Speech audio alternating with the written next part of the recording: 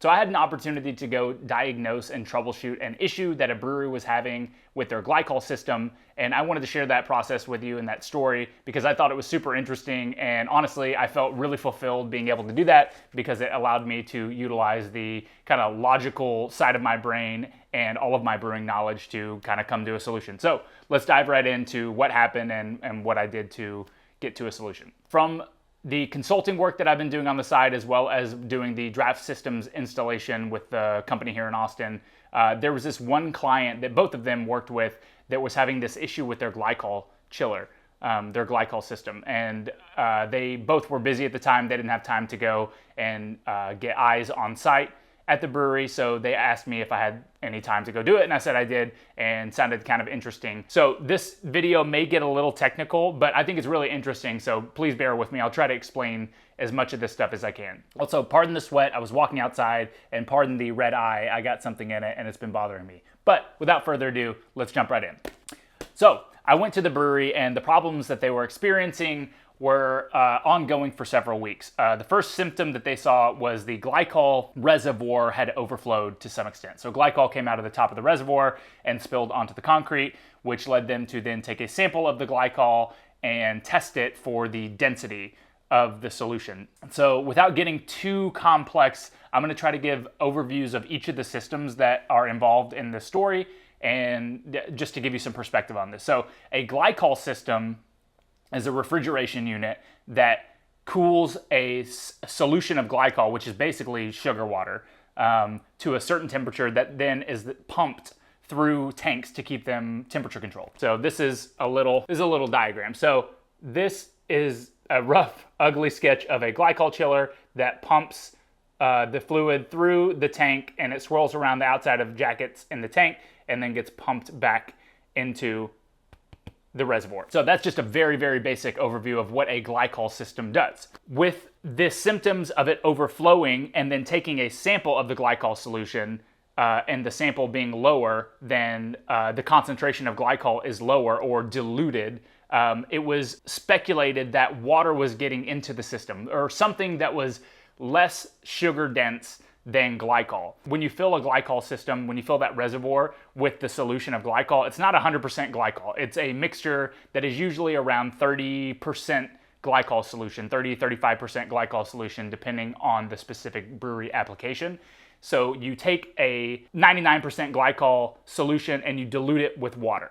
And so you try to hit that 35% density mark, which is appropriate for this application. So when we took a sample of the glycol solution, or when they took a sample of that glycol solution, it was reading at about 19 degrees Plato, as opposed to the 35 degrees Plato that you want it to ideally be at. The implications of that are the glycol, I'm gonna try to explain this as simple as I can, but it's kind of difficult. But basically, the reason you want that sugar solution, that glycol solution, to be at 35% is that it allows that glycol solution to be cooled down to freezing temperatures below what water would freeze at, 32 degrees Fahrenheit, and it won't freeze when you are cooling it down that low. So having the glycol solution be at that specific dilution rate is very important, because if you set the glycol reservoir temperature at like 18 degrees or 20 degrees, it could potentially freeze if it gets diluted with water, because water freezes at 32 degrees Fahrenheit. So basically you want to make sure that solution is around the 35% or whatever is appropriate for your glycol system. So that's the implication of it getting too diluted with water, is that it could freeze up and it's not going to cool tanks effectively and all that stuff. So it's a problem. So that's a rough overview of the glycol system and how it works and why we need to make sure that it's sitting at 35%. So the glycol reservoir overflows and it is diluted. So the first thing that comes to mind is water is getting into the system. How is water getting into the system? Well, a glycol system is generally, it's a closed system, right? Like you have the reservoir that's in this big box, this big refrigeration unit outside, that then it's hard piped into the tanks, and it just goes in a circle, like it just loops around. So there's really no like water that gets into the system. However, on this particular system, their heat exchanger was a two-stage heat exchanger. So that glycol loop that comes out to cool all of the tanks during fermentation also splits off and cools half of the heat exchanger, so when you're brewing beer and you knock out the wort into the fermentation vessel, you need to cool it down. And the first half of the heat exchanger cools with city water to bring it from 212 degrees down to whatever it drops it to. And then it's finished off with glycol. So it cools it down rapidly with glycol, and yeah, it's effective at knocking out. And that second stage is the only area where anything could get into that system. At least what the most obvious point of entry into that system is. So the theory was that during knockout, wort was getting into the glycol system. So you're knocking out, first stage is with water, second stage is with glycol, and there's either a crack or a leak or a gasket is met. Anyway, something is going on and it's allowing wort to pump into the glycol system, which there is a physical logic to that being a possibility, because you're pumping the wort at warmer temperatures, so it's a much more fluid, it's a much less viscous fluid when it's hotter, into a heat exchanger, which has a lot of resistance, so it's got much higher pressure, and the glycol system is running in a loop, so it's got a lower pressure environment, a colder temperature, a more viscous solution. So all signs are like hotter, less viscous solution in a high pressure environment flowing to a lower pressure, colder, more viscous solution moving away from the glycol chiller. So that was kind of the obvious thing that everybody was looking at. And so the theory when I got there was that wort was getting pushed into the glycol chiller via the glycol portion of the heat exchanger. So the first thing that I did when I went to the brewery was we went out to the chiller and we looked at the reservoir. So the reservoir was filled completely up to the top. There's a screw cap that you take off, and it was just up to the top with glycol. And looking into the glycol reservoir, it looked very murky. And so my brain immediately went to, that's actually a pretty likely scenario, that wort is getting into the glycol solution and contaminating it, because this glycol solution was very, very murky. Usually it's either bright pink and clear, or it's clear, it's non-colored, it's just a clear liquid that is looks like water, but like a thicker water. So we go back inside, and I take a sample, bring an actual a glycol refractometer that is calibrated to measure the density of glycol specifically, and take a sample, and sure enough, it was sitting there right around, I can't remember if it was 15 or 18 degrees Plato, but somewhere in that range where it was much, much too low. So the problem was obviously there. This was an issue. Go inside and then start thinking about it. We're not going to take this heat exchanger apart. We're not going to try to poke and prod and try to see where things are leaking. The first step is to run a pressure test just to see if that's even a thing. And the brewer had run a pressure test before, and it didn't hold pressure overnight, but he speculated that one of the clamps was not tightened all the way down. So we ran another pressure test to see if there was any air leakage, because if liquid can get through the gap where we're alleging that the wort was getting into the glycol system, then pressurized air certainly could do that. So you pressurize the heat exchanger, put a pressure gauge on there, and we held it at about 15 psi, and we didn't see any noticeable drop in pressure in about a 15-minute period. Then we also opened up the heat exchanger in a couple of different ways, where basically we ran hot water through the wort portion of the heat exchanger and had the glycol portion open to the air, so if there was any liquid passing into the glycol portion, it would drip out of the bottom of the heat exchanger. Didn't see anything from that. And so we ran a few tests like this for the heat exchanger over the course of about an hour and a half, and weren't getting any results. And so it was kind of like we had this assumption, we had this thesis basically, and it just we couldn't prove it out. But all the signs pointed to like what else is going to get into the glycol chiller. After doing that and going back and forth, I felt pretty confident that this was not getting contaminated from this heat exchanger, or at least not in a way that I think would be measurable to cause the glycol chiller to like overflow a significant amount. Like if there was a leak, it would be super tiny and not overflowing within one knockout. And then we also I also asked the brewer a couple of questions about volume. So like, were your volumes of beer that you were knocking out into the tank lower than what you expected? And he said no, all the volumes were exactly what he expected. They were yielding the appropriate amount of beer that they expected to yield, so they weren't losing a significant amount of beer during knockout. So it just all these signs weren't aligning to where it was getting through the heat exchanger. Then my brain went to, what about the water side of the heat exchanger getting into the glycol side of the heat exchanger? And after thinking about this for about 10 minutes, I was kind of I wasn't familiar with this dual-sided glycol chiller. I haven't personally worked with one, but I was just kind of thinking about the physics of how the water ran through there, and there was no physical possibility of the water crossing into the glycol's chamber. It wasn't possible. The way that the glycol chiller is made, those two sections didn't even touch. So kind of ruled that out pretty quickly. And then we went back outside to the glycol chiller and took a look at it and took another sample just to be certain, and it was still reading super low. And I had noticed there was a sample of glycol that the brewer had on his workbench, and it was bright pink, perfectly clear. And I asked him, I was like, oh, is this like your control sample of glycol solution? Like, do you have a fresh bucket that you're using to calibrate your refractometer with? And he was like, no, that's the sample from the reservoir. And I thought that was really interesting because the sample was perfectly clear. It looked awesome. And so I asked him if he had taken this weeks ago or when he took the sample. He said he took it yesterday. And so that wasn't making sense to me because I looked at the glycol chiller. I saw that the reservoir was super cloudy and murky. So we went back out there and I took another sample, and sure enough, the sample of glycol that I took was also very clear.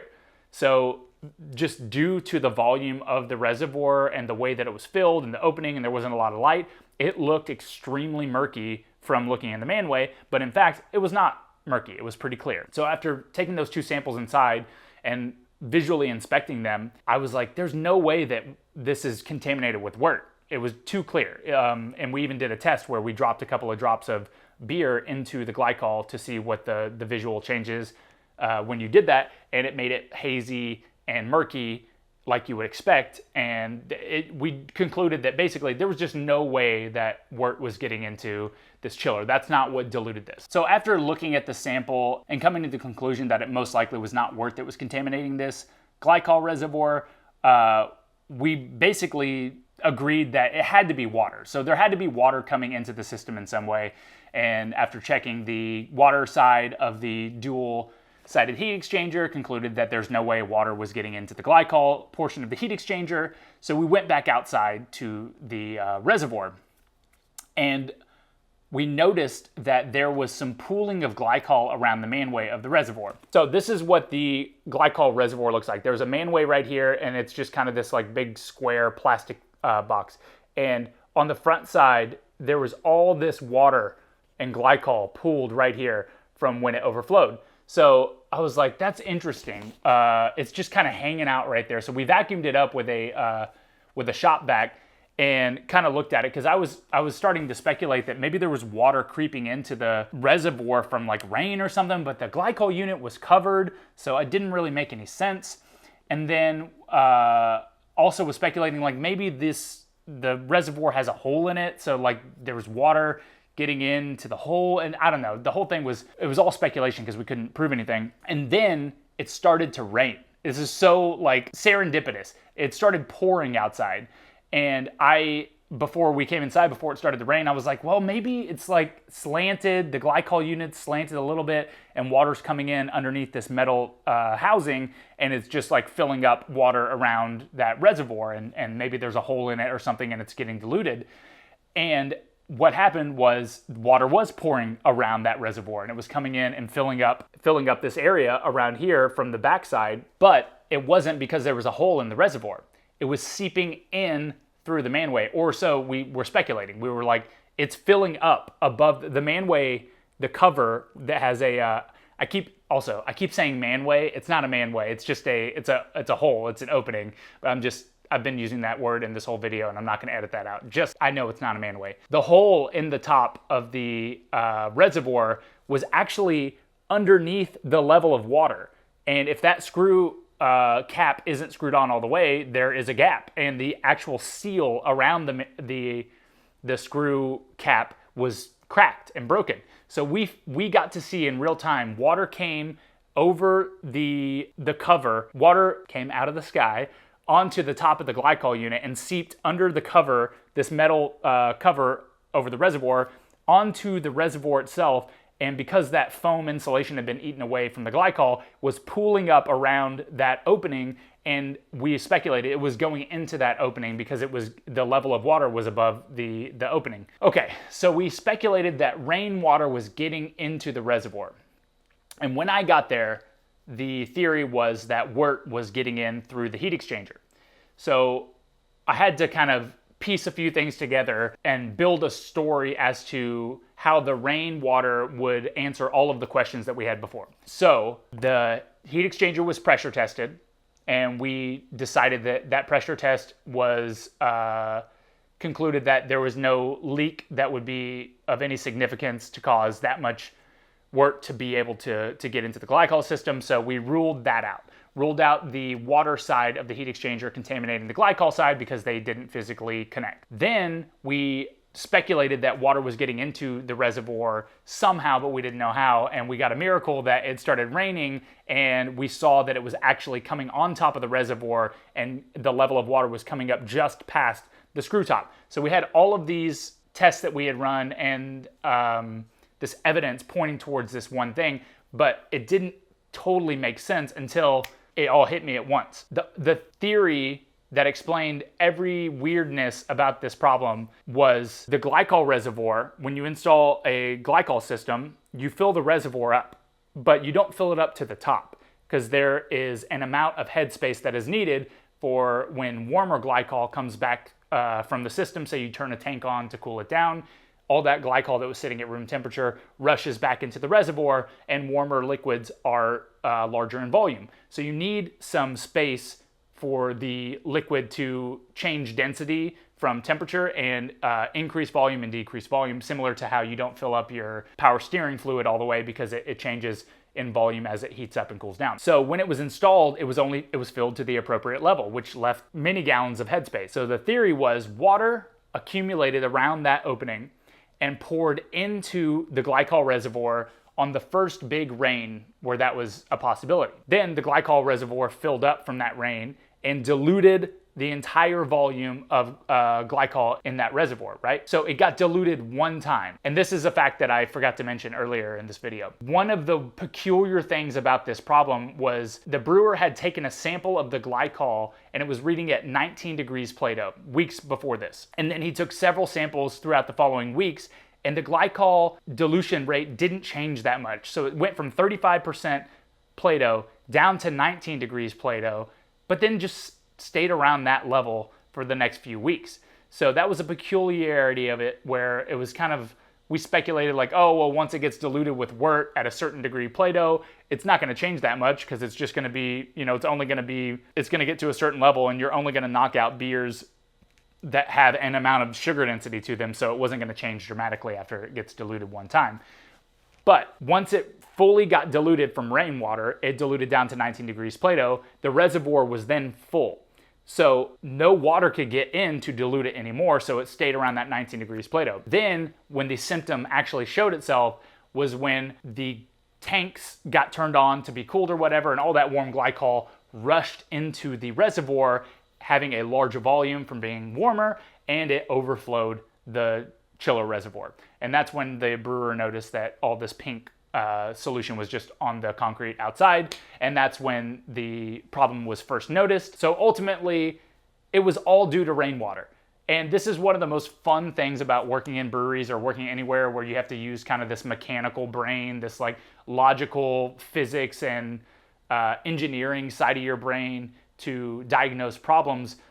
Because when I got there, the problem was there's wort going into this heat exchanger due to what we can only imagine as a manufacturing defect. So we need to call the manufacturer, get a new heat exchanger, get it installed, probably ask them to refund us for our trouble and time, and get more glycol. That's gonna cost $1,000+ and all these things. Like, it was a very, very costly, intense problem that was gonna have to be solved with a lot of money and time.